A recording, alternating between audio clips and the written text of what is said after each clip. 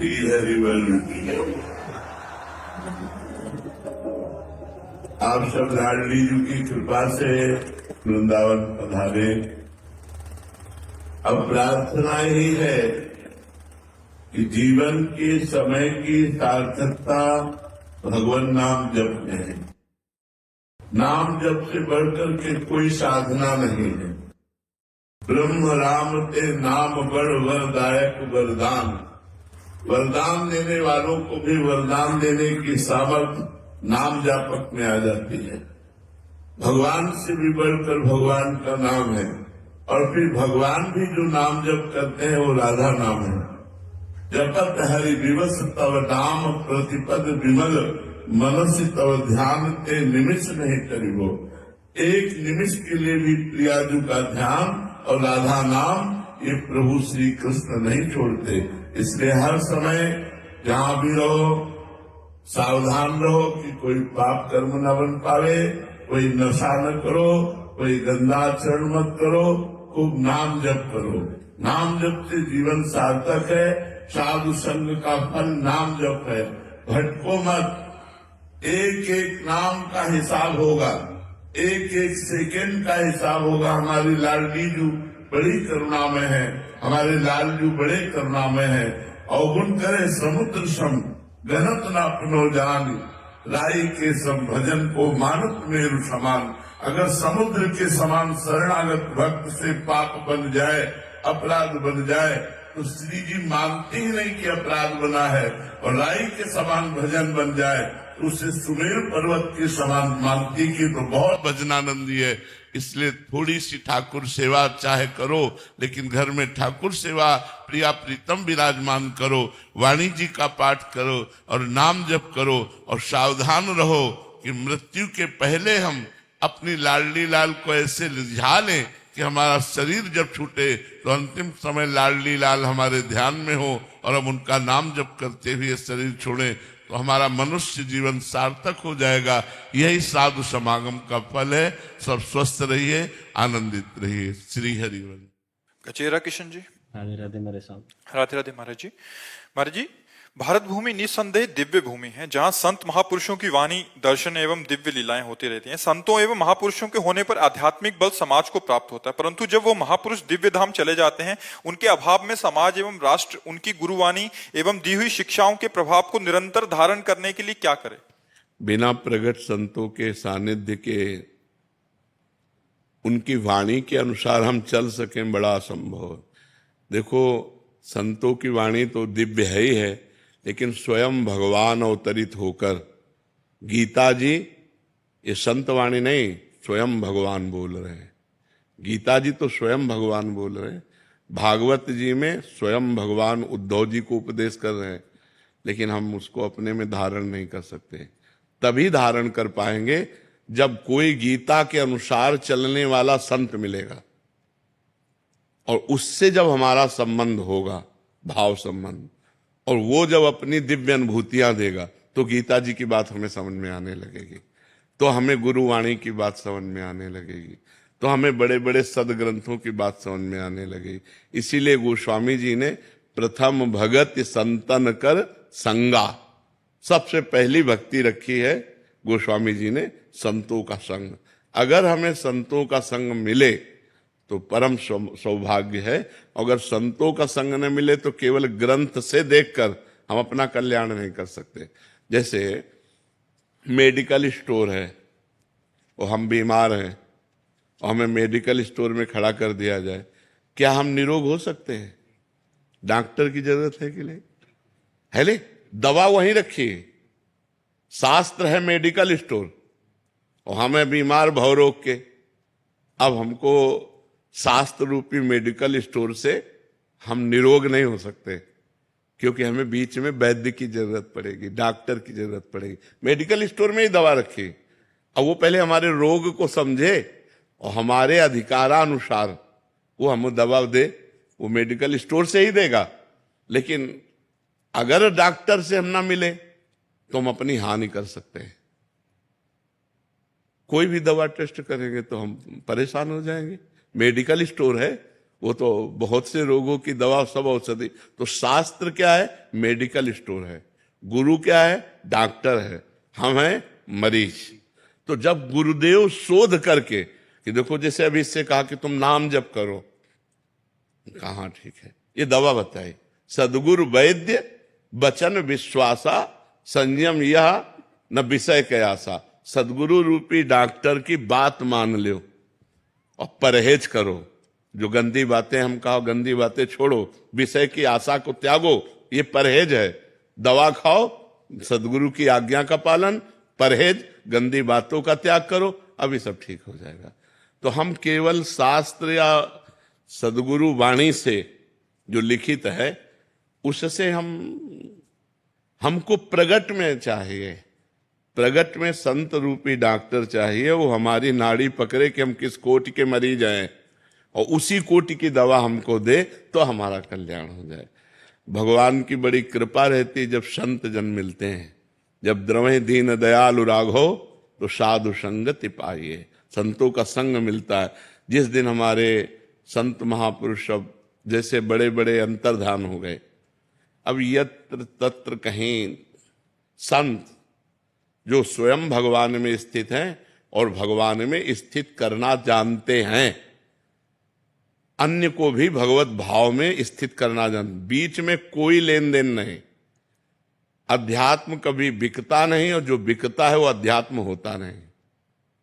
केवल भगवान की महिमा सुनो आके फ्री और उसको अपने जीवन में धारण करो। हमारा आपका संबंध है भिक्षा और शिक्षा का।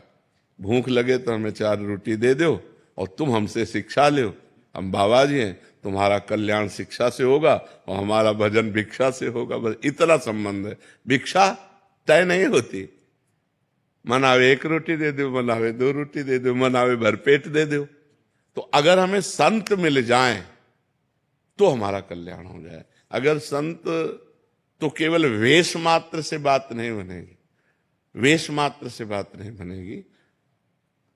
सोने का पानी फेरा हो और आप कलश पीतल का लेके जाओ तो स्वर्णकार की नजर में पीतल के पैसा मिलेंगे, सोने के नहीं मिलेंगे। समझ रहे ना? जिस समय वो जहां देखा कसौटी में कस के तो पीतल है ओरिजिनल। भगवान के मार्ग में चलने वाला शुद्ध संत मिल जाए तो हमारा कल्याण हो जाएगा। तो शास्त्रों की जो बातें हैं वो हम पे हावी हो जाएंगी और हमसे बुरे आचरण होने ही नहीं पाएंगे। हर समय दिमाग में यार बाबा ने कहा है, ऐसा नहीं होना। वो बाबा सामने दिखाई देंगे और वो बात सामने दिखाई देगी और आपके आचरण बदलना शुरू हो जाएंगे। तो हम ये कहते कि जैसे जैसे कलयुग आएगा वैसे वैसे एक घाटा हो जाएगा, संत मिलना मुश्किल हो जाएंगे। संतों का अभी बहुत घाटा है, संत मिलना बहुत घाटे का सौदा है। हमारे बड़े बड़े संत अंतर्ध्यान हो गए ब्रज में, जो रात दिन भजन करने वाले, किसी से कोई मतलब नहीं रहने वाले, अंतर्ध्यान हो गए। बड़े बड़े जो जैसे श्री स्वामी राम सुखदास जी, निष्काम संत, लाखों लोगों को गीता जी का निष्काम भाव से, केवल निष्काम धर्म भगवान का। तो ऐसे संत अंतर्ध्यान हो गए। अब बड़ा घाटा है अपने को, हम भारतवासियों को बहुत घाटा है। जब बड़े बड़े संत अंतर्ध्यान हो गए तो फिर हम किससे सच्चा ज्ञान प्राप्त कर पाए? देखो पुराने ऋषि परंपरा को देखो, ऋषियों के पास गृहस्थ जाते थे, कुछ फल फूल दूर्वांकुर अर्पित किए और वो उपदेश किए और उनका कल्याण हुआ। कहीं तय या बेचना या खरीदना, तो ये खरीद बेच वाला अध्यात्म नहीं होता, अध्यात्म शुद्ध होता है। तो भगवान की कृपा से अभी कुछ संत भगवान भारत में ऐसे हैं निष्काम, निष्काम, जिनकी फिर आगे चल करके और घाटा हो जाएगा। जैसे पहले जो सुविधा थी, उड़िया बाबा, हरि बाबा, बड़े बड़े सिद्ध महापुरुष, वो अब घाटा हो गया। अभी जो 2, 4, 10, 15 जो भी ऐसे अंगुलियों में गिने जा सकते हैं, ऐसा नहीं कि भीड़ मिले, अंगुलियों में गिने जा सकते हैं, वो आगे चलकर वो भी घाटा हो जाएगा, घाटा हो जाएगा। तो बहुत भगवान की विशेष कृपा है अभी कि अभी भजन करने का अवसर दिया है भगवान ने, भजन कर लो, नहीं तो कलयुग का इतना प्रचंड तांडव अब देखो बढ़ने लगा है। मतलब जहां सुरक्षा थी वहां शोषण वृत्ति आने लगी है, पति पत्नी के संबंधों में बहुत ही विकार आ गए हैं, पुत्र माता पिता इनके संबंधों में विकार आ गए हैं, गुरु शिष्य इनके संबंधों में विकार आ गए। कलयुग का प्रभाव बढ़ रहा है ना, बर्दाश्त नहीं आता। हाँ, तो ये आगे चलकर और होगा। तो भजन कहाँ होगा, धर्म कहाँ होगा? धर्म तो बर्दाश्त करने से होता है, जो सहनशील होता है तभी धर्म में चल पाता है। कोटक जी मुंबई से। महाराज जी, इनके रहे हैं कि सत्संग से विवेक तो होता है महाराज जी, मगर वो हमेशा व्यवहार में उतर नहीं पाता, मोह क्योंकि मतलब बल बच्चों नहीं, में। हमारी बात समझो। जैसे हमको ये विवेक तो अभी नहीं हुआ, जानकारी, जैसे हमें जानकारी हुई कि ये गलत आचरण है, नहीं करना चाहिए, पर मन हमको विवश करके वो गलत आचरण करा दिया। और जैसे मुझे जानकारी कि अच्छा आचरण करना चाहिए, पर मन निराश होकर के वो नहीं करा रहा। इसमें हमारे पास भजन बल नहीं है, अध्यात्म बल नहीं है। अध्यात्म बल है तो जहां लगाना इंद्रिय मन को वहीं लगा दिया, जहां हटाना वहां से हटा दिया। तो जानकारी तो है, लेकिन जानकारी का प्रयोग नहीं है। वो प्रयोग तभी हो सकता है जब हमारे पास नाम रूपी बल होगा। नाम जप तो महाराज बहुत कर रहे हैं फिर भी। अब आपका शब्द ही बता रहा है कि आप नाम जप नहीं करती। बहुत नाम जप करने वाला कैसे बोल सकता है बहुत नाम जप करते हैं? ये बोल कैसे सकता है? आप हमसे कहो कि आप कितना नाम जप करते हो, तो हाथ उठा के यही कहेंगे कि हम तुम्हें क्या बताएं, पूरा जीवन हो गया प्रयास करते, लेकिन अभी जी नहीं भरा कि जितना होना चाहिए वो नहीं कर पा रहे। वास्तविक कह रहा हूं कि काश मैं डट के भजन कर पाता, जबकि हमारे पास और कोई काम नहीं भजन के सिवा, और प्रयास रहता है लेकिन फिर भी असफल है। हम ये नहीं कह सकते कि हम बहुत भजन करते हैं, वो शब्द नहीं बोल पाएंगे बहुत। वैसे भी आपकी जेब में 1 करोड़ रुपया रखे हैं, आप बता दोगे क्या करोड़ रुपया रखे हैं? गुप्त रखा जाता है कि नहीं? ऐसे ही ये भजन का है। बड़े बड़े भजनानंदी ऐसे करते हैं, हम अधम जीव, हम नीच जीव, कहां हमसे भजन होता है। आप कहते हो भजन तो बहुत होता है, फिर परेशानी क्या है? जो जानकारी हमको है कि नहीं करना, वो नहीं करना। जो जानकारी करना है कि करना है, वो करना। क्यों? क्योंकि भजन है। भजन नहीं है तो फिर ये बात आएगी। ईमानदारी से भजन करो, जैसे हम कह रहे हैं। लिखो दिमाग में राधा राधा, सुनो कान से राधा राधा, और बोलो हृदय से राधा राधा, सब ठीक हो जाएगा। करके तो देखो। अब ऐसे कह दे कि हमने तो बहुत भजन कर लिया, तो तुम उनसे बात करो जो भजन नहीं करते, पूरा जीवन भजन में दिए हुए हैं। शुरू तो तुम करो भजन, ईमानदारी से सही भजन करो। अभी पीछे बैच में कहा कि आप घड़े में 5 छेद कर दो और एक एक चुल्लू जल डालते रहो, कभी भरेगा? तो पहले छेद बंद करो और एक एक बूंद डालते रहो, घड़ा भर जाएगा। पहले उन छेदों को बंद करो जो हमारे भजन को छीण करते हैं, और ईमानदारी से भजन करो। फिर आप भी देखो, बोलोगी कि नहीं भजन परमानंदमय है। जो घोर हिंसक स्वभाव के थे और राम नहीं बोल पाते थे, वो जब मरा मरा हुए तो रामायण की रचना कर दी, इतिहास की रचना कर दी, जो आज हमारे भारत में सम्माननीय इतिहास है। तो आप विचार करो, हम कहते हैं बहुत भजन करते हैं, कुछ ऐसा नहीं होता, तो वो बात तुम्हारी हम कैसे मान ले जब हम भी भजन करते हैं और ऐसा होता है? कोई चिंता नहीं, बेपरवाह, न मृत्यु की चिंता, न दर्द की चिंता, न कोई भय। तो हमारा प्रतिपल आनंद में बीतता है। किससे? नाम से, भगवान के भजन से। ये हम प्रमाण तुम्हें खुद इसलिए देते हैं कि अब जैसे आपने कह दिया और 4 लोगों ने सुना कि हम बहुत भजन करते हैं लेकिन ऐसा नहीं। हम ये नहीं कह सकते कि बहुत भजन करते हैं लेकिन करते हैं और उसका परिणाम तुमको हम दिखाई देते हैं। नहीं, भजन व्यर्थ नहीं जा सकता, भजन व्यर्थ नहीं। हाँ, ये जरूर है कि बहुत जन्मों के हमारे पुराने संस्कार हैं, पाप है, तो अब हम थोड़ा भजन करना शुरू किया और वो हमको घसीटते हैं माया की तरफ। अब हम और भजन बढ़ावें और भजन बढ़ावें, धीरे धीरे ऐसा होगा कि वो घसीट के हमारे पास आ जाएंगे। हाँ, निराश नहीं होना।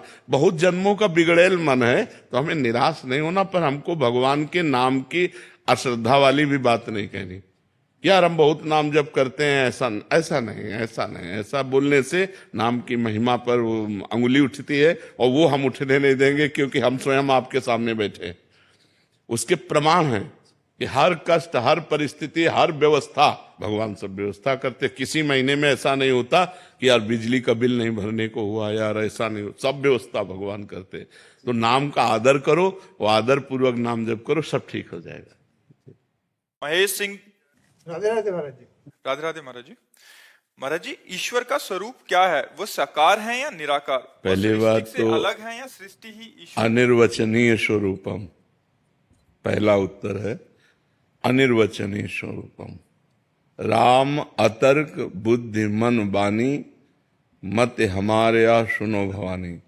ईश्वर क्या है यह निर्वचनीय है, फिर भी ब्रह्म ऋषियों ने उनका वर्णन किया है।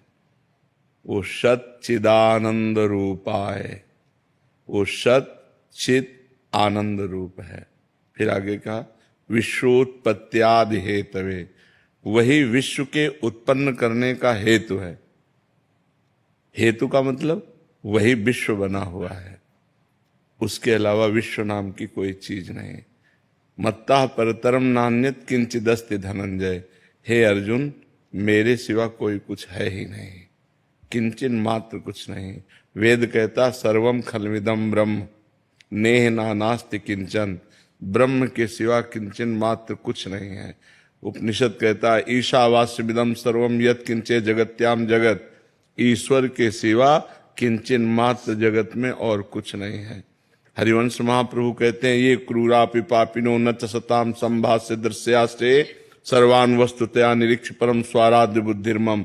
जो दुष्ट दिखाई दे रहे हैं, पापी दिखाई दे रहे हैं, घोर निंदनीय है, वार्ता करने योग्य भी नहीं है, वो भी साक्षात राधा वल्लभ लाल है, ऐसी मेरी दृष्टि है। गोस्वामी तुलसीदास जी कह रहे हैं जड़ चेतन जग जीव जत सकल राम में जान, बंदो सबके पद कमल सदा जोरी जुग पान। सी राम में सब जग जानी, करो प्रणाम जोरी जुग। पहला उत्तर है अनिर्वचनीयम ब्रह्म स्वरूपम। वो वाणी प्राकृतिक है, बुद्धि प्राकृतिक है, और वो अप्राकृतिक चिदानंद है। वाणी सीमित है, वो असीम है। बुद्धि एक देशी है, वो अनंत है। जैसे सीप में समुद्र नहीं नापा जा सकता, ऐसे बुद्धि से परमात्मा का आकलन नहीं किया जा सकता, क्योंकि बुद्धि एक प्राकृतिक वस्तु है। वाणी एक इंद्री, वाक इंद्री है, ये प्राकृतिक है, और वो अप्राकृतिक चिदानंदमय है। फिर जब हम उसका ज्ञान प्राप्त करते हैं तो सब कुछ वही है, उसके सिवा कुछ नहीं है। वही प्राकृतिक है, वही अप्राकृतिक है। जैसे शास्त्रों में वर्णन आया है अष्टधा प्रकट से ही संपूर्ण सृष्टि प्रकट हुई है। पृथ्वी, जल, वायु, अग्नि, आकाश, ये पंच महाभूत, मन, बुद्धि और अहंकार, ये तीन। तो 5 3 8, अष्टधा प्रकृति और भगवान का अंश जीवात्मा, इसी से संपूर्ण। तो भगवान का अंश भी भगवान स्वरूप है और अष्टधा प्रकृति भी भगवत स्वरूप है। जब लौट के देखो तो सब भगवान ही है, पर जब हमें जानना होता है तो 2 पद्धतियां स्वीकार करते हैं, एक है और एक नहीं है। उपनिषदों में, शास्त्रों में वर्णन आया, जैसे ब्रह्म सत्यम जगन मिथ्या, ये सिद्धांत से चलते हैं।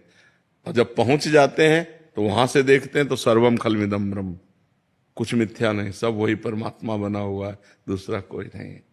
समझ में आ रही बात आपको जी? नीलेश जी गुजरात से। राधे राधे राधे राधे महाराज जी।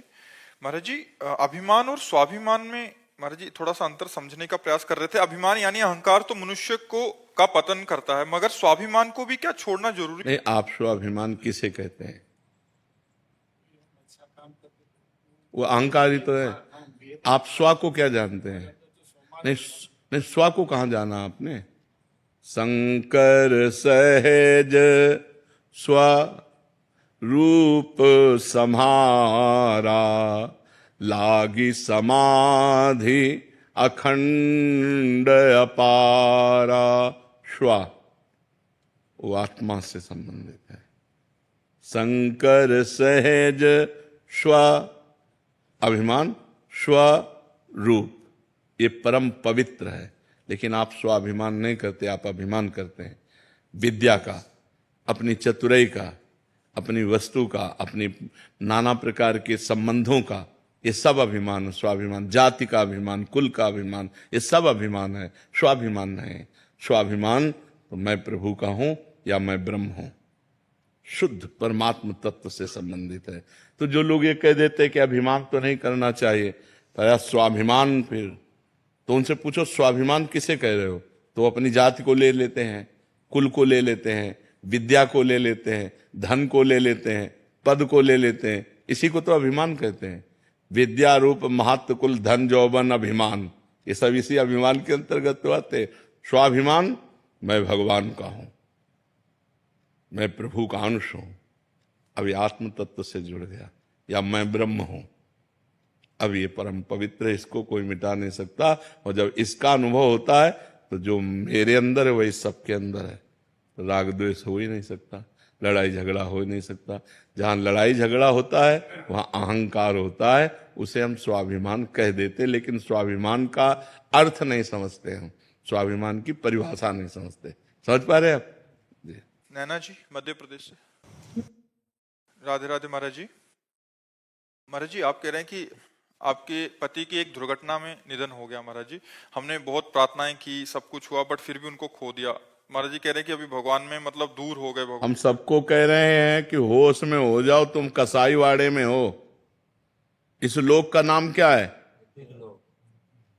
फिर आश्चर्य की कौन सी बात है? कसाई वाड़े में कब, कौन से पशु का नंबर कब आता है, तो आश्चर्य की बात थोड़ी है। वो हरी हरी घास खा रहा, पंखा के नीचे है, वो समझ रहा मैं बड़ी मौज में। मौज में नहीं, अगला नंबर तुम्हारा है। ये कसाई वाड़ा है काल का, काल का कसाई वाड़ा, सब काटे जाओगे, सब मारे जाओगे, क्योंकि इसका नाम मृत्यु लोक है, सब मरोगे। कोई आश्चर्य की बात, कोई संशय की बात? कोई गर्भ में मर जाता है, कोई गर्भ से बाहर आके मर जाता है, कोई बाल्यावस्था में मर जाता है, कोई जवानी में मरता है, कोई बुढ़ापे में मरता है। मरना तो है ही, और अपने कर्म के अनुसार मरना ही पड़ेगा। तो भगवान पे श्रद्धा करने की जरूरत इसमें क्या है? तुमने जो कर्म किए, तुम्हारी आयु है 30 वर्ष, तो 30 वर्ष के बाद 1 सेकेंड नहीं बढ़ सकती, तो तुम्हारे कर्म का फल तुम्हें मिल रहा है। भगवान उसमें क्या करें? जज को गाली देने की जरूरत नहीं है, वो न्यायाधीश सर्वज्ञ है, वो एक भी पॉइंट कहीं चूक नहीं करता है। तो गाली देने से क्या होगा, और प्रार्थना करने से क्या होगा? मान लो आप खूब उपासना करो और उसको 30 वर्ष जीना, तो सिर्फ 30 वर्ष जिएगा, तुम्हारी उपासना उसको 32 वर्ष नहीं कर देगी। और भगवान को गाली देने से क्या, तुम अपने कर्मों को और बिगाड़ रहे हो, उसमें क्या है? इसका नाम मृत्यु लोक है। तुम्हें पता नहीं किस लोक में तुम आए हो। मृत्यु लोक, जहां हर समय मृत्यु का भय है, सब मरोगे, कोई नहीं बचोगे। समय है, तुम्हारे बाप मर गए, तुम्हारे बाबा मर गए, तुम भी मर जाओगे, ऐसे क्रम है।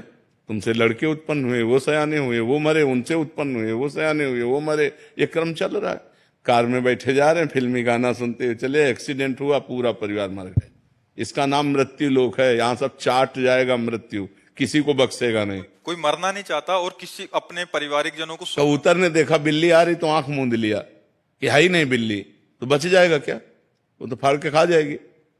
तो ऐसे है कि हम मृत्यु की बात सुनना नहीं चाहते, हम मरना नहीं चाहते। तुम्हारे चाहने से है, अब तो गड़ासे में आ गए हो, काटे जाओगे, पक्का काटे जाओगे।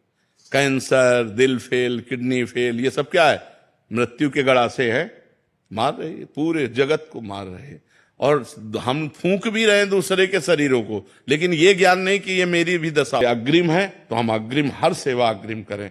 तो अपने लोग निराश हो जाते हैं, हताश हो जाते हैं, उदास हो जाते हैं। नहीं, नाम बल नहीं है, इसलिए हम हताश, निराश, उदास हो जाते हैं। नाम बल हो तो रौंदते चले जाओगे, आप हर परिस्थिति को रौंद दोगे। आप देखो तो, नाम जप करके देखो तो, खूब अधिक से अधिक नाम जप करो, फिर आप देखो आपके अंदर कैसा उत्साह आता है, कैसा आनंद आता है, कैसे विचार आते हैं। देखो, आप सब ठीक हो, लेकिन आपके विचार ठीक नहीं, तो आप जलोगी।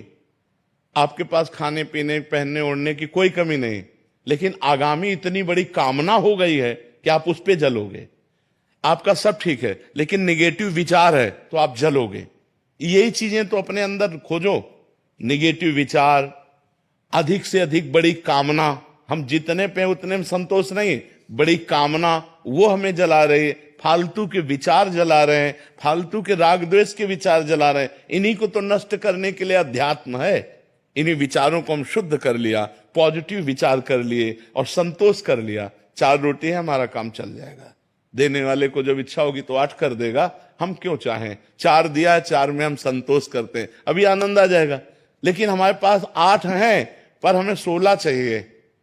अब 8 में हम संतोष ना करके, 8 का स्वाद ना लेके 16 की चिंता में जल रहे, तो अब इसका क्या होगा? ओवर थिंकिंग का क्या है? और सब ओवर थिंकिंग में है। आप देख लो, सब इसी विचार में है। जितनी परिस्थिति उसमें आनंदित नहीं है, वो बड़ी परिस्थिति चाहिए। अब वो बड़ी परिस्थिति प्राप्त होने के लिए बड़ा तप चाहिए, भजन चाहिए, सेवन चाहिए। आज वो पाप कर रहा है, लेकिन कल उसने पुण्य किया था, इसीलिए पाप करते हुए आज सुखी दिखाई दे रहा है। लेकिन जब इसके पाप का फल आएगा तो मिटिया मेट हो जाएगा। आज आप धर्म से चल रहे हो, लेकिन आज दुखी हो, क्योंकि आपका पाप कर्म का परिणाम चल रहा है। जब आपका ये धर्म का फल आएगा तो आप सुखी हो जाओगे। ये बातें समझना चाहिए। मोहित आहिलवालिया जी। राधे राधे। महाराज जी, आपके चरणों में कोटि कोटि प्रणाम। महाराज जी, जब इंसान का जन्म होता है उसी समय तय हो जाता है कि कब ये व्यक्ति अच्छे कर्म करेगा, कब बुरे। नहीं क्या नहीं नाम नहीं जब- नहीं नहीं, गलत गलत गलत गलत, तुम्हारा गलत चिंतन है। मनुष्य जब जन्म लेता है उसके पहले 2 कर्मों से उसके शरीर की रचना होती है, पाप कर्म और पुण्य कर्म से। कई बार एकांतिक में बताया है, केवल पाप कर्म से यातना देह मिलता है जो नरक में मिलता है, नरक लोक में। केवल पुण्य कर्म से देव शरीर मिलता है जो स्वर्ग लोक में है। पाप और पुण्य दोनों को मिश्रित करके मनुष्य लोक में जन्म मिलता है। उसका परिणाम होता है समय पर सुख मिलना या दुख मिलना। समय समय पर सुख दुख अनचाहे ढंग से वो अपने आप आएगा। अब पाप कर्म करना और पुण्य कर्म करना, इसकी छूट है तुम्हारे ऊपर।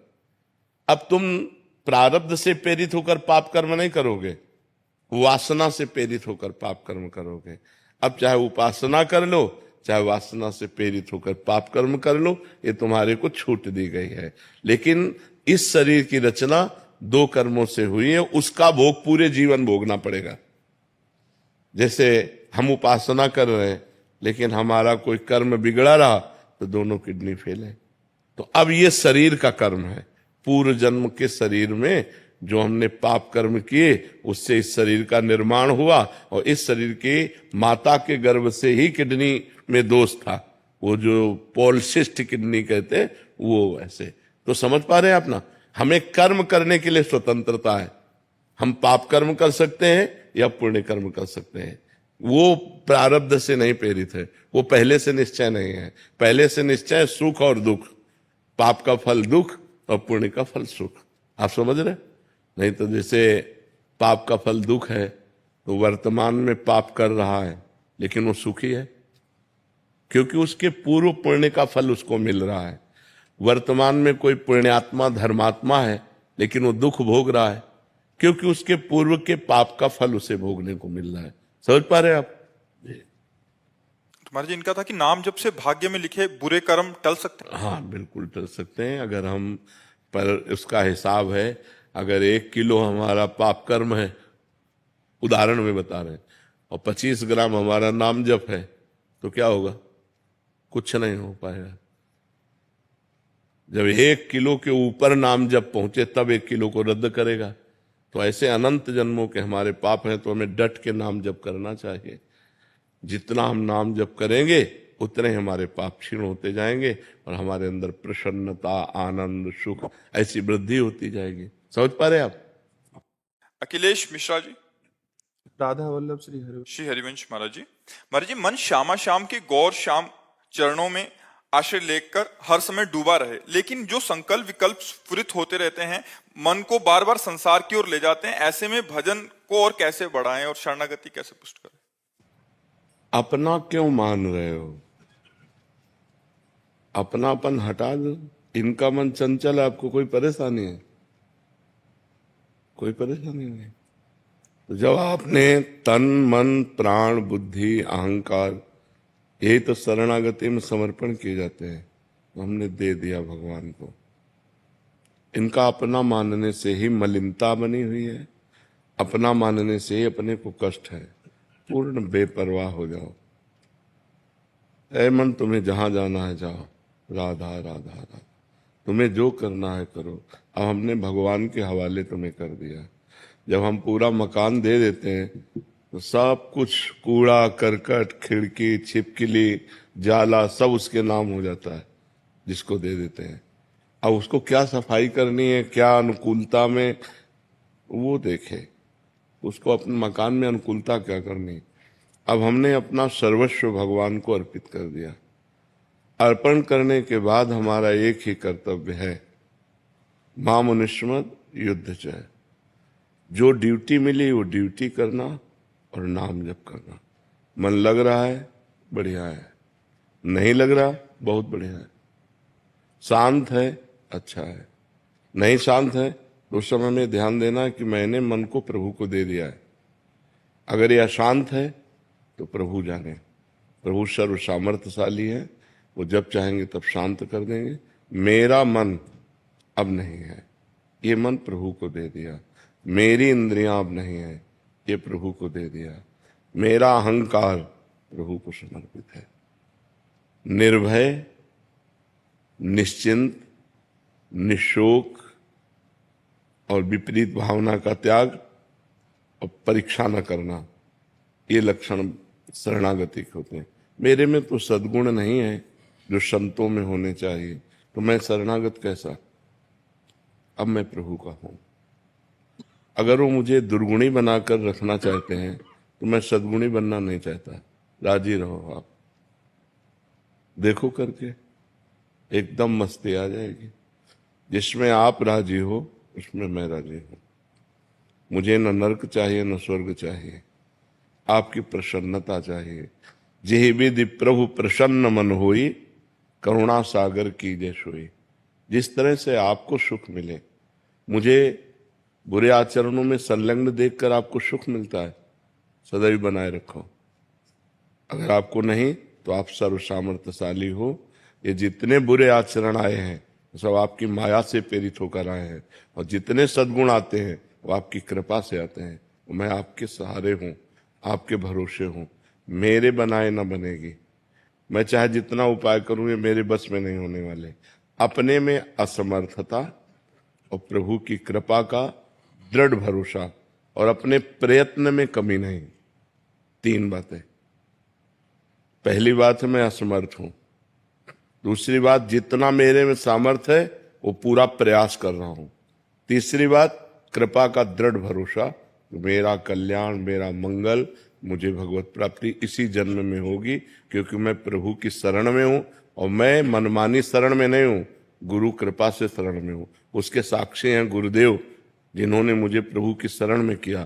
तो अब शरणागत का पूर्ण भार प्रभु के ऊपर होता है, वो स्वयं सब ठीक कर देते हैं। मत चित्ता सर्वदुर्गाणि मत प्रसादात तरिष्यति। जिसने मेरे को चित्त दे दिया मैं सारे उसके दुर्गुणों का नाश कर देता हूं। शांत हो जाओ। ये अनंत जन्मों से भटका हुआ मन अगर 1 मिनट भी लग रहा है प्रभु में तो बड़ी कृपा है। अनंत जन्मों का विषयाभ्यासी मन 1 मिनट भी प्रभु में लग रहा है तो बड़ी कृपा हमारे ऊपर है। अब 1 मिनट नहीं, अब तो काफी समय लग जाता है। तो धीरे धीरे ये लगता है, और ना लगे तो ये प्रभु का है, मेरा नहीं है। सारे कर्म प्रभु को क्योंकि शरीर समर्पित, सारे संकल्प विकल्प क्योंकि मन समर्पित, सारा निश्चय समर्पित क्योंकि बुद्धि समर्पित, और मैं स्वयं समर्पित। अब मुझे क्या चिंता, निश्चिंत हो जाओ। बार बार अगर बीज को गाड़ करके देखोगे उखाड़ के कि जगह की नहीं जगह, तो बीज बेकार हो जाएगा। एक बार हमने विश्वास करके अपने जीवन को भगवान के हवाले कर दिया। जब कोई परेशानी हो तो परेशानी के समय हमें, जैसे हम देख रहे हैं मन बहुत परेशान कर रहा है, तो छोटा बच्चा जैसे कोई आपत्ति आती है तो निवारण तो कर नहीं सकता, मच्छर काट रहा है या कुछ भी है, वो रो देता है। बस हम रो दे, प्रभु देख लो, आपको समर्पित करने के बाद भी मन की ये हालत है।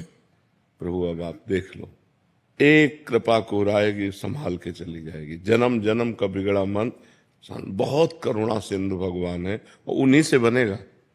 गोस्वामी तुलसीदास जी कह रहे, हौ हार्यो करी जतन विविध विधि, अतिशय प्रबल अजय।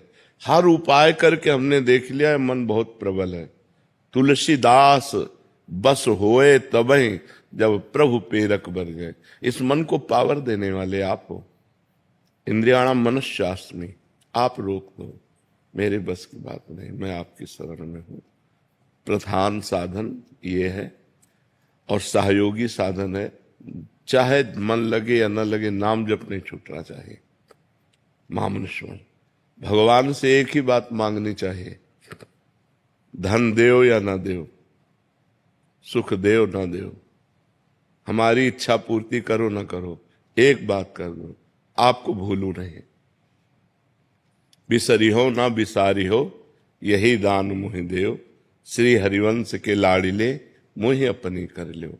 मैं आपकी स्मृति में डूबा रहा हूं, आपके भजन में डूबा रहा हूं, इतनी सामर्थ्य दे दो। अब मन भजन में डूब रहा है तो शरीर के दुख सुख की परवाह क्या, और यहाँ की संपत्ति का कोई महत्व नहीं है। चाहे अरबों जमा कर लो, मरोगे तो 25 पैसे साथ नहीं जाने वाले, तो क्या महत्व। जो है उसी में संतोष करो, और नाम जप करते हुए जीवन व्यतीत करो, और हर क्षण सोचते रहो कि मैं प्रभु की शरण में हूं। शरणागत का पूरा भार प्रभु के ऊपर होता है। अपनी चिंता करना मेरा कलंक है शरणागति में, भगवत चिंतन करना हमारा कर्तव्य है। अब हमारी चिंता भगवान करेंगे, क्योंकि मैंने भगवान को अपने आप को समर्पित कर दिया। इसके साक्षी गुरुदेव हैं। गुरुदेव ने मुझे शरणागत किया। इसके जैसे ब्याह होता है ना, तो पंडित पाणी ग्रहण करवाता है, ऐसे आपका कर कमल, श्री जी के कर कमल में श्री जी का आपके, ये गुरुदेव ने कराया है, हाथ पकड़ाया है। मंत्र देने का मतलब क्या है, उनकी शरण में कर देना। जब गुरुदेव ने कर दिया तो बेपरवाह हो गए, उसके साक्षी गुरुदेव हैं। मैं आपकी शरण में हूं, आपकी सारी जिम्मेवारी है। जो हमको सामर्थ्य दिए उतना हम भजन कर रहे हैं, उतना हम रोक रहे हैं, जो नहीं रुक रहा था। ऐसे अभी आनंद आने लगेगा। निर्भय हो जाओ, निश्चिंत हो जाओ। अंदर की वृत्तियां हमारी खराब हैं, हमारे कोई भावना नहीं, हमारे कोई आचरण शुद्ध नहीं, तो भी मैं प्रभु का हूं। मैंने प्रभु को समर्पित कर दिया है। उनकी माया के प्रभाव से मेरे भाव शुद्ध नहीं, मेरे आचरण शुद्ध नहीं। अब ये वो देखें, माया को प्रबल करते हैं कि भक्ति को प्रबल करते हैं। ये बात शरणागति में अंदर बैठा लेनी, सब ठीक हो जाएगा। मन बुद्धि चित्त अहंकार आदि को अपना मानने से मलिनता होती है, और प्रभु का मानने से निर्मल हो जाते हैं। सीधी बात है। इनको प्रभु का मानो, अपना मानना बंद करो। जहां ये भागे, जहां परेशान करे, वहीं सोचो हमने तो प्रियालाल को दे दिया इनको, अब वो जब चाहेंगे तब उठा लेंगे। अब उन्होंने स्वीकार कर लिया, अब गंदा है तो उनका, अच्छा है तो उनका, तो भगवत प्राप्ति पक्की, उसमें कोई संशय नहीं होगा, क्योंकि आपने प्रियालाल को समर्पित कर दिया। समझ पा रहे हैं आप? दिव्यांशु महेंद्र रत्ता जी, श्री हरिवंश महाराज जी। महाराज जी, लगभग 9 महीने से आपके साथ YouTube के माध्यम से जुड़ा हुआ हूं। आपके बताए गए मार्ग पर चलने का निरंतर अभ्यास भी कर रहा हूं, नाम जप भी कर रहा हूं। सब परिवर्तन और अनुभव कर रहा हूं कि नाम जापक जैसा होना चाहिए। अभी हाल में ही महाराज जी आपके मुख से 13 करोड़ नाम जप की महिमा सुनी। इस जीवन में कम से कम 13 करोड़ नाम जप का लक्ष्य बनाया, परंतु इस संख्या तक पहुंचने तो काफी साल लग जाएंगे। तो महाराज जी आपका प्रश्न है कि जीवन कितना बाकी है इसका तो पता नहीं है, बट जैसे आपने बताया था कि नाम भगवान को ट्रांसफर कर दो और किसी को भी उसका फल दे सकते हैं, उसी प्रकार स्वयं निरंतर नाम जप करने का अभ्यास के साथ साथ क्या किसी ब्राह्मण पंडित को भी साथ में लगा लें ताकि वो इनके हिस्से का करते रहे, ट्रांसफर किसका है? ले आखिरी बिल्कुल निर्णयात्मक बात है कि अभी हमारी शाम तक मृत्यु होनी है, और हम प्रयास हैं। 1 करोड़ नहीं हुए, राधा राधा राधा राधा राधा, तो हम मर जाते हैं। तो जो 13 करोड़ का फल है ना, वो इतने मिल जाएगा। बात समझ रहे ना? हमें लक्ष्य बनाना है, पूर्ति भगवान के हाथ है। मान लो हम कह रहे हैं कि हम 13 करोड़ नाम जप करेंगे, और 13 सेकंड का हमें भरोसा नहीं कि हम जिएंगे कि नहीं। तो बात समझनी है। हमारे लोगों का जीवन बड़ा संशयपूर्ण है। इसका नाम मृत्यु लोक है। कभी भी हम मर सकते हैं, पता नहीं कल मिलेगा कि नहीं मिलेगा, कल आएगा कि नहीं आएगा। हम आज ही ढनक जाए तो क्या फायदा, कल का वादा किए। तो हम अभी करें। काल करे सो आज कर, आज करे सो अब, पल में परलय होएगी, बहुरी करोगे कब। हमारा कर्तव्य है कि हम वर्तमान के समय को भगवान में लगाएं।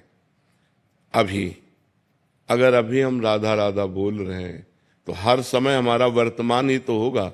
हम वर्तमान के समय को प्रभु के चिंतन में लगाते हैं और हमारा शरीर छूट जाता है तो हमें भगवत प्राप्ति होगी, जो 13 करोड़ में होगी वो 13 बार में भी हो सकती है। तो हम 13 बार वाला विश्वास रखें, 13 करोड़ वाला तो हम पे भरोसा क्या। आज संकल्प किया कल ना रहे तो 13 करोड़ क्या मतलब। और हमको अपने मन को रमाना है, ना कि पंडित जी के मन को, समझे। हमारा मन प्रभु में रम जाए, वो चाहे 13 बार में रमे, और चाहे 13,000 में रमे, चाहे 13 लाख में रमे, या 13 करोड़ में रमे। ये मेरी पर्सनल बात है। वहां संख्या तो वर्णन की गई कि इतना इतना करो तो ऐसा ऐसा हो जाएगा, लेकिन एक नाम में मोक्ष हो जाएगा। अजामिल ने अंतिम समय अपने पुत्र को पुकारा, उसका नाम था नारायण। नारायण, और प्राण छूटने का समय आ गया। भगवान के पार्षद आ गए, यमदूतों की पास काट दी, और बड़ा शास्त्रार्थ हुआ, और भगवान के पार्षद परम धाम ले गए उनको। एक नाम ने काम कर दिया कि नहीं कर दिया। तो अब वो अंतिम समय कब है मुझे पता नहीं, इसलिए मैं हर समय नाम जप करूं। वो 13 करोड़ तक पहुंचे, वो 13,000 तक पहुंचे, या 13 तक पहुंचे, आपको भगवत प्राप्ति निश्चित होगी। बस समझ रहे ना। हाँ, पंडित से कराने की जरूरत नहीं है। देवेंद्र जी गंगानगर से। राधे राधे। राधे राधे महाराज जी। महाराज जी, लोग सत्य मार्ग पर चलने व बोलने पर समाज व रिश्तेदार सत्य का साथ न देकर गलत का साथ देते हैं। हमें सत्य पर चलने वालों को तुच्छ समझकर समाज से अलग व विरोध करते हैं। ऐसा क्यों महसूस करवाते हैं कि सत्य बोलना गलत है, गलत को ही प्राथमिकता देते हैं महाराज जी? सब ब्रह्मा जी के 4 पुत्र हैं, सतयुग, त्रेता, द्वापर, कलयुग। सतयुग से कहा बेटा हमने नरक का निर्माण किया है, ध्यान देना। तो सतयुग ने कहा हमारे राज्य में कोई नरक नहीं जाएगा। त्रेता से कहा तो उनका हम बड़े भैया का अनुसरण करेंगे, सतयुग का। द्वापर से कहा, उन्होंने कहा विचार करेंगे कि आपकी आज्ञा का पालन करें। कलयुग से कहा तो कलयुग ने कहा जैसे बड़े भैया ने कहा हमारे राज्य में कोई नरक नहीं जाएगा, ऐसे वादा करते हैं हमारे राज्य में कोई स्वर्ग नहीं जाएगा, सीधे नरक हाउसफुल करेंगे, इसीलिए कोई साथ नहीं देता कलयुग में। बात समझ रहे हो? अगर आप सत्य से चलोगे तो आपको विरोध करने वाले मिलेंगे, शाबाश कहने वाले नहीं मिलेंगे। आपको नीचे गिराने वाले मिलेंगे, लेकिन आपको ये नहीं कहेंगे वाह धन्य है यार तुम हमारे कुल में पैदा हुए, सत्य पर चलने, धन्य है तुम हमारे मित्र हो, सत्य पर चल रहे हो, तुम्हारे गांव के हो, सत्य पर चल रहे हो, बहुत सुंदर। अगर तुम किसी की जरूरत पर 500 रुपया दे दोगे तो तुम्हें बेवकूफ समझेगा, भोला है। आप जानबूझ करके उसका हित कर रहे हो, वो आपकी बेइज्जती करेगा। ये कलयुग का स्वभाव है, ये कलयुग का प्रभाव है। कोई किसी का हित नहीं करता। आप अपने को सत्य मार्ग में चलाइए, सिर्फ भगवान आपका साथ देंगे, इंसान आपका साथ नहीं दे सकता, क्योंकि इंसान कलयुग से प्रभावित है। और जो धर्म से चलने वाले हैं वो आपको बहुत प्यार करेंगे। देखो आप लोग कहीं ना कहीं धर्म का आश्रय लें तो आप हमें प्यार कर रहे हैं कि नहीं? हाँ, तो ऐसा नहीं है कि कोई प्यार नहीं करेगा, नहीं कोई करेगा, वो भगवान करेंगे। और जब भगवान की कृपा आपके ऊपर होगी तो फिर सब प्यार करेंगे। जहां पर कृपा राम की हुई ता पर कृपा करे सब कोई। हाँ, तो भगवान से प्यार चाहो, कोई इंसान तुम्हारा सपोर्ट करे, मुझे लगता है ऐसा बड़ा मुश्किल है, बड़ा मुश्किल है बच्चा। इसलिए धर्म से चलो, किसी इंसान के सपोर्ट या उससे हम धर्म अपना नहीं छोड़ेंगे। फिर माता पिता को तकलीफ होती है गुरुदेव, तो बुरा करना। हमने सत्य के मार्ग पे चल के सही किया जी। तो माता पिता को, वो गलत लोग होते हैं कुछ गांव में, वो कहते हैं कि आपके लड़के ने देखो ऐसे। किसी की नहीं, किसी की भी बात नहीं माननी। सत्य के लिए सबका त्याग करना है। अगर माता पिता भी सत्य से विचलित हैं तो जाके प्रिय न राम वैदेही तजिए ताहि कोटि बैरी सम जद्यप परम। सत्य का मार्ग अकेला होता है। सत्य के मार्ग पे प्रहलाद जी चले तो हिरण्यकश्यप पिता है, विरोधी हो गया ना। सत्य के मार्ग पे चले तो कैकेयी जी विरोधी हो गई ना। राम जी को 14 वर्ष का वनवास और भगवान के सत्य के मार्ग पे चले तो बलि जी के गुरु ही विरोधी हो गए। बलि जी जब 3 पग पृथ्वी दान करना चाहे तो शुक्राचार्य जी मना कर। सत्य के मार्ग पे चलने में गोपियों के पति विरोधी हो गए। तजो पिता प्रहलाद विभीषण बंधु भरत महातारी गुरु बलि तजो कंत ब्रज बनितन भे मुद मंगलकारी। सब मंगल करने वाले बन गए, इसलिए ऐसा नहीं। फिर गुरुदेव मन में शंका होती है कि हम माता पिता को कैसे खुश रख। नहीं, कोई खुश हो या ना हो, सत्य अगर सही ढंग से चल रहे हो तो पूरे विश्व को खुश करने की सामर्थ्य आ जाएगी। थोड़ी देर के लिए वह संतुष्ट होंगे, उनका भी कल्याण हो जाएगा। असत्य पे चलने से उनका भी पतन हो जाएगा और सत्य से चलने से उनका भी मंगल हो। आज वो खुश नहीं, लेकिन उनका परिणाम बहुत अच्छा मिलेगा, क्योंकि आप उनकी संतान हो। यदि नाम जप करते हो, धर्म से चलते हो, कोई पाप कर्म नहीं करते, तो तुम अपने माता पिता का भी कल्याण कर दोगे। वर्तमान में वो गाली देंगे, लेकिन अंत में उनका कल्याण होगा। और अगर अभी गलत चलोगे तो वर्तमान में भले रुपया लेके उनको दे जाके, लेकिन वो भी नरक जाएंगे और आप भी नरक जाओगे। तो हमें चाहिए सत्य पे चलना, कुछ भी हो जाए। सत्य पे चलने वाले किसी की परवाह नहीं करते, किसी की भी। 2 साल से अकेले ही चल रहे हैं माता। नहीं, भगवान सबके साथ हैं। हम तो बचपन से अकेले चल रहे हैं। विचार करो, 11 वर्ष की अवस्था से भागे थे इस सत्य के मार्ग में, तो भगवान निर्वाह करके अब 55-56 की जो भी अवस्था है निर्वाह कर दिया। बहुत बड़ी जिंदगी निर्वाह कर दी। भगवान निर्वाह करते हैं।